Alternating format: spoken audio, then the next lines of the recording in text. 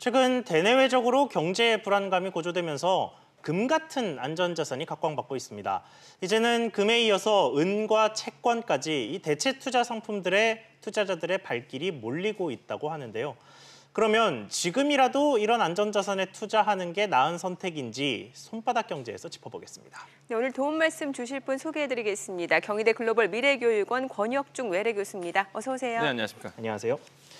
네, 교수님, 최근 이 아래 공포라고 하는 이 경기 침체 공포가 좀 글로벌 시장을 덮친 바가 있지 않습니까? 네. 이게 그것 때문에 안전자산에 좀 돈이 몰린다고 하는데 사실 네. 안전자산 하면 금이 제일 먼저 생각이 나거든요. 그래서 그렇죠. 또 다른 안전자산이 있다면 어떤 것들이 있겠습니까? 뭐 이미 많이 알고 계시겠지만 당연히 채권, 뭐 국채 이런 것도 있을 거고요. 또 달러도 분명히 있습니다. 맞아요. 그러니까 안전자산 같은 경우에는 이렇게 시장의 변동성이 이제 변동성이 심할 때 사실 많은 분들이 이제 대체제로서 찾게 되는 자산들이거든요. 예. 그러다 보니까 이런 앞서 말씀드렸던 달러, 뭐 국채 이런 거에 관심을 많이 갖게 되죠. 지금 뭐 대표적인 안전자산 금에 대해서 먼저 좀 얘기를 해볼게요. 금값이 연일 최고가를 새로 쓰고 있는데 제가 얼마 전에 확인할 때만 하더라도 온스당 1,500달러였거든요. 네. 근데 현재는 얼마인지도 좀 궁금해지고 이게 또 투자자 입장에서 지금 들어가자니 또 오를 만큼 맞아요. 오르는 것 아닌가라는 불안감도 또 있을 수밖에 없거든요. 그러니까 지금 굉장히 안전자산을 찾아다니시는데 금처럼 매력적인 투자처가 없다고 보셔야 됩니다. 왜냐하면 1월 초에 그 이제 온스당 1,280달러였거든요. 네네. 근데 아까 이제 앵커님이 말씀하신 것처럼 1,500달러가 넘었습니다. 그러면은 상승폭이 한 15에서 16% 오른 거예요. 예. 근데 요즘 투자자들을 만나보면은요. 그러니까 예금 금리보다 조금만 높아도 이제 투자로서 이제 찾아야 하시는 분들 많거든요. 예. 이런 분들이 있는데 과연 15% 오른 금을 과연 외면할 수가 없는 거죠. 당연히 관심을 가질 수밖에 없고 그러다 보니까 금과 관련된 상품이라든지 아니면 직접적으로 이제 금을 찾아다녀서 투자하시는 분도 굉장히 많습니다. 근데 주의할 점이 있죠. 아까 네. 말씀하신 것처럼 이제 말 그대로 부가세라는 게 붙습니다. 세금이 꼭 붙기 때문에 그 실물을 매도할 때나 이럴 때 이제는 10%의 부가세를 꼭 고려해 주셔야 되고요. 또 한 가지 본다면 이제 골드뱅크나 이제 금 ETF 같은 그러니까 매매 차익이 실현이 된다. 이런 경우에는 배당 소득세가 붙거든요. 15.4%의 배당 소득세가 붙기 때문에 당연히 이제 금을 이제 차단하실 때도 이런 세금에 대한 부분들. 또 한 가지 아까 앵커님이 말씀하신 것처럼 이런 생각이 있어요. 요즘에 그 시장을 만나보면 시장에서의 투자들 만나보면은 들어가도 되나 너무 올라서 그래서 그러니까요. 이런 고민이 있지만 그럼에도 불구하고 금에 대한 매력은 여전하다라고 볼 수가 있겠습니다. 제가 얼마 전에 백화점 가니까 그 상품권 파는 옆에 골드바도 골드바요. 같이 판매한다고 이제 네네. 손쉽게 구입할 수 있는 경로가 굉장히 다양해진 거예요. 네, 너무 다양해졌는데 근데 앞서 말씀드렸지만 부가세 고민을 꼭 해주셔야 돼요. 사실 많은 투자자분들이 부가세를 고민 안 하십니다. 이게 당연히 그냥 금 갖고 있으면 되겠지라고 하시는데 사실 매도할 때는 이 부가세가 꼭 붙고요. 이런 것 때문에 사실 아차 싶어 하시는 분도 있거든요. 그래서 금을 사실 때는 항상 내가 예상 수익률이 한 15% 정도가 예상이 된다. 그럴 경우에는 이제는 금에 대한 투자에서의 매력이 좀 생기는 거죠. 아, 네. 그렇군요. 이게 금뿐만이 아니지 않습니까? 글쎄요, 요새는 뭐 워낙 많은 대체 투자들이 관심을 받는 것 같던데 은도 맞아요. 인기라고 하던데 인기가 어느 정도입니까? 이게 은이 정말로 인기가 많아지는 게 사실 은에 대해서 관심을 또 받을 수밖에 없는 게 은값이 고점 대비해서 지금 엄청나게 떨어진 상태입니다. 그러니까 은값이 2011년도 11월에 온스당 한 40달러 정도 됐었거든요. 근데 지금은 17달러입니다. 네, 그러니까 반 이하네요. 예, 고점 대비해서 많이 떨어진 상태이기 때문에 금을 고려하신 분들은 은으로서 이제 대체제로서 좀 차단할 수밖에 없겠고요. 또한 은 같은 경우는 공급이 좀 제한적이에요. 그러니까 은을 캐기 위해서 한 게 아니라 다른 광물을 재련하다가 생기는 은을 가지고 이제 유통이 되거든요. 예. 그다음에 공급이 제한적이다 보니까 희소성 때문에 또 은에 대한 또 관심도 많아질 수밖에 없고 세 번째로는 아까 말씀드렸습니다. 그 금에 대한 대체제의 성격이 굉장히 강해요. 그러다 보니까 금값이 오르면 은값도 덩달아서 같이 오르게 됩니다. 그러면 그걸 알고 있기 때문에 많은 투자자들이 이제는 은에 대해서 관심을 갖게 되는 것이죠. 그래서 지금 시장을 만나봐도요. 시장을 이제 투자자를 만나봐도 은에 대해서 관심을 갖고 계신 분들이 과거보다 정말로 많아진 것 같습니다. 예. 예, 앞서서 이제 금 얘기를 했는데 이게 네. 그러니까 골드바를 현물로 이제 구입하게 될 때는 이제 네네네. 부가세가 붙다 보니까 또 네네. 요즘에는 뭐 금이라든지 은을 기반으로 한 금융 상품도 맞습니다. 많이 출시가 되고 있잖아요. 네네네. 대표적인 게 뭐 금과 관련된 이제 펀드라고 볼 수가 있겠는데 시장 조사 기관인데 펀드 평가사에서 이제는 이거를 좀 자료를 내서 보면 3개월간의 이제 수익률을 봤는데 이게 22% 나왔거든요. 금펀드가. 예. 그러니까 어마어마한 거죠. 예. 사실 22%는. 그리고 거기서 이제 관리 종목으로 하고 있는 한 45개 테마 중에서도 가장 많은 수익률을 기록했다라고 발표를 했습니다. 그 정도로 펀드 중에서는 금과 관련된 펀드들이 굉장히 수익률이 잘 나왔고요. 은도 있죠. 은펀드 같은 경우에는 한 자산운용사가 사실 이거 통계를 좀 냈는데 은선물 ETF에서 8% 수익 났습니다. 근데 그 동일한 기간의 ETF 수익률이 그 당시에는 마이너스 2% 나왔거든요.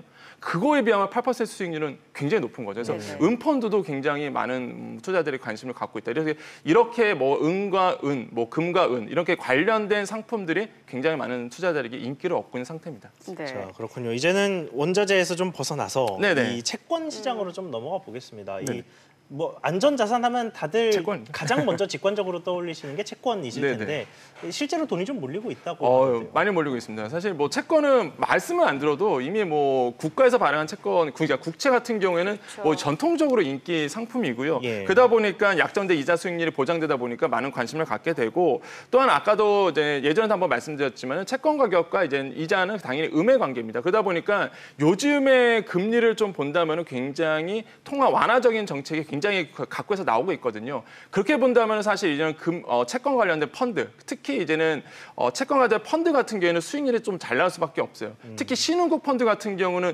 우리나라에서 상반기만 해도 10% 이상의 수익률이 나왔거든요. 그러다 보니까 그 사실을 알고 있는 투자자들, 또한 그 사실을 미리 예견했던 투자자들 같은 경우에는 채권에 대한 펀드 이런 거에 계속적으로 투자할 수밖에 없는 것이고 그렇게 되면 당연스럽게 이제는 수익률이 높아지는 경우 이렇게 되기 때문에 사실 요즘에는 채권에 대한 관심도 많아지고 있다. 뭐 채권은요.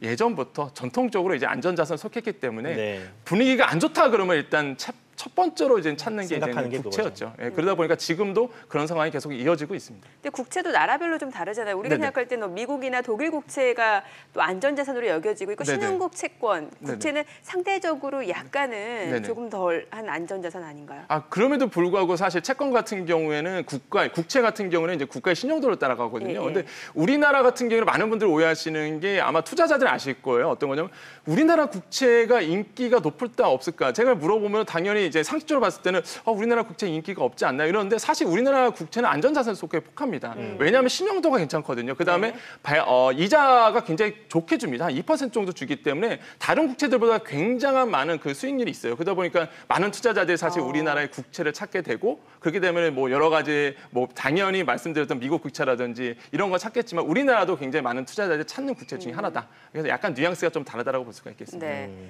최근에 또 달러 보니까 달러 환율이 1,200원이 이제 거의 지지선이 되고 있는 분위기니까 달러 강세가 이어지고 있는데 역시 달러도 안전자산으로 여겨지고 있잖아요. 그렇죠. 뭐 달러도 당연히 이제 안전자산에 속하고요. 요즘 또 제가 이제 투자자들 요즘에 시장이 좀 안 좋아서 그런지 많이들 이제 물어보게 되고요, 만나보게 되는데 자산 같은 경우에는 이제 자산의 한 15에서 20% 정도를 이제 달러 자산으로 좀 이미 이제 확보를 해주는 상태라고 볼 수가 있겠고 또 한 가지 이제는 달러의 장점은 제가 보기에는 이제 환율의 변동성을 좀 해지할 수 있는 부분. 그러니까 이미 자산 같은 경우는 달러를 많이 확보한 상태입니다. 그게 왜 좋냐면 사실 만약에 자녀분들이 유학 갔을 때 이제는 달 해지를 할 수 있거든요. 네. 그러니까 해지 부분에 대해서 굉장히 좋은 용도로 쓸 수 있고 무엇보다 빠른 환차익이 가능하죠. 그러니까 1,180원 정도에서 사실 늦게 조금 달러를 확보하신 분들이 요즘 시장을 만나보니까 1,200원선이 넘어가니까 이게 환차익을 좀 보시는 분들, 그러니까 네. 매도로서 나오시는 분들이 눈에 보이거든요. 그 정도로 이제 빠른 환차익이 가능하다 보니까 달러에 대한 관심도 이제 많아질 수밖에 없다. 그래서 계속적으로 나온 것 같아요. 달러 아니면 뭐 국채, 금 이렇게 해서 정말 안전자산들이 많은 분들에게 지금 시장에서는 계속적으로 관심을 받고 있다라고 볼 수가 있겠습니다. 네. 그렇군요. 그런데 이 달러 관련해서 좀 보다 보니까 달러 보험이라는 게 네. 있더라고요. 또 다소 좀 생소한 상품인데 뭐 어떤 상품인지 또 위험은 뭐가 있을지 네. 이런 것들 좀 소개 좀 부탁드립니다. 간단하게 보시면 돼요. 우리가 보통 보험 상품 들어갈 때는 이제 원화로 들어가는 게 아니라 그러니까 달러를 가지고, 그러니까 외화를 가지고 보험금도 내고 타기도 합니다. 그런데 이게 어떤 사례가 있었냐면 금융감독원이 최근에 유의사항해라, 그러니까 유의해라라고 이제는 뭐 보도를 했는데요. 그러니까 보도 자료를 냈는데 어떤 내용이냐면 일본의 사례가 있었습니다. 그게 뭐냐면 일본에서는 우리나라 먼저 외화 보험이 인기를 끌었거든요. 네. 당연히 이제는 달러 중심으로 이제 외화 보험이었는데 그게 뭐 보통 보니까 60세 이상의 은퇴자들, 근데 가입을 은행에서 했습니다. 그러다 보니까 그런 은퇴자들이 봤을 때 은행에서 가입했으니까 당연히 이제는 원금 보장이 될 줄 알고 했는데 알고 보니까 이게 원금 보장이 안 됐던 거죠. 그래서 이제 손실을 보게 돼서 민원이 들어왔습니다. 이런 어떤 사례들이 있다 보니까 이제 금융 당국에서도 우리나라도 좀 주의를 해라. 이제 막 그 외화보험에 대해서 관심을 갖게 됐거든요, 우리나라도. 그래서 이런 사례가 있으니까 조심해라라고 이제 얘기를 하고 있고요. 네. 그럼에도 불구하고 장점이 있습니다. 이제 10년 이상의 이제 투자하신 분들 같은 경우는 당연히 이제 비과세 혜택도 가능하고요. 예금보다는 그러니까 달러 예금보다는 이제 이자 수익 부분에서도 굉장히 좀 안정성도 높고 그다음에 수익률도 좋기 때문에 그런데 아까 말씀한 것처럼 이제 단점도 당연히 있죠. 장기 상품이다 보니까 이제 공적적인 투자 성향이 있으신 분들 못 참습니다, 이거.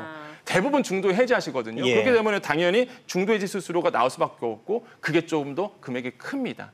또 한 가지는 원금 보장이 안 되거든요. 이런 부분 때문에 사실 장점과 단점을 정확히 알고 사실 이제 외화보험을 이제 찾아야 되겠다라고 생각을 해보겠습니다. 네, 지금 원금 보장 말씀해 주시니까 사실 많은 분들이 안전자산 뭐 금도 그렇고 달러도 그렇고 채권도 그렇고 뭔가 원금 보장이 될 것 같은 느낌이 드는데 주의해야 될 점이 뭐 원금 보장 말고도 좀 있을 것 같아요. 사실 원금 보장 우리가 안전자산을 찾을 때는요, 사실 원금 보장이 되느냐 안 되느냐 이게 이제 일사적인 순위라고 보세요. 왜냐하면 투자 성향이라는 게 있거든요. 그러니까 보수적으로 가신 분들, 원래부터 투자 성향이 보수적으로 가신 분들한테는 원금 보장형 상품을 찾게 될 수밖에 없고요. 특히 이제 공적적인 투자 성향을 가지고 계시는 분들 같은 경우는 이제 파생 상품 쪽으로 많이 찾게 되는데 사실 요즘에 문제가 된 게 이런 파생 상품과 관련된 어떤 수익률의 저하, 아니면 손실 이런 부분 때문에 많은 분들이 이제는 좀 말 그대로 손해를 좀 얻고 계시는 부분이 있죠. 그러다 보니까 많은 분들이 요즘에 어떤 성향이 좀 일어나고 있냐면 그러니까 말 그대로 돈을 갖고 계신 분들이 있습니다. 그러니까 현금으로 그냥 통장에다가 요금을 예금이라든지 아니면 뭐 MMF라든지 CML 이런 통장에다가 그냥 넣어놓고 상황을 지켜보시는 분들도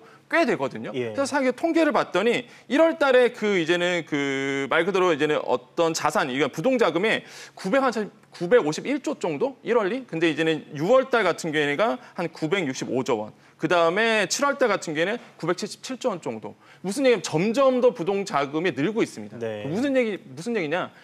이제는 지켜보겠다는 얘기죠. 사실 뭐 금과 뭐 채권 이런 것들 관심도 있지만은 일단 많은 이제 개인 투자자 같은 분에는 좀 지켜보겠다는 심리가 굉장히 좀 많아지고 있다. 그래서 부동자금이 계속적으로 돈이 몰리는 부분도 아마 눈여겨볼 부분이기도 하고요. 또한 금융 상품들이 요즘에 그러다 보니까 은행권에서 이런 수요를 잡기 위해서 특판이라든지 그죠? 고금리 특판 같은 경우에도 수시적으로 이벤트로 나오고 있거든요. 이런 부분을 찾아다시는 것, 그러니까 돈을 묵혀 있다가 이런 특판 같은 것도 아마 매력적인 투자 상품이 오히려 역발상으로 일어날 수 있다. 이런 부분에서 조금 재미있는 어떤 금융 상품도 나오겠다라고 볼 수가 있겠습니다. 네, 알겠습니다. 오늘 권혁주 외래교수였습니다. 말씀 잘 들었습니다. 네, 감사합니다.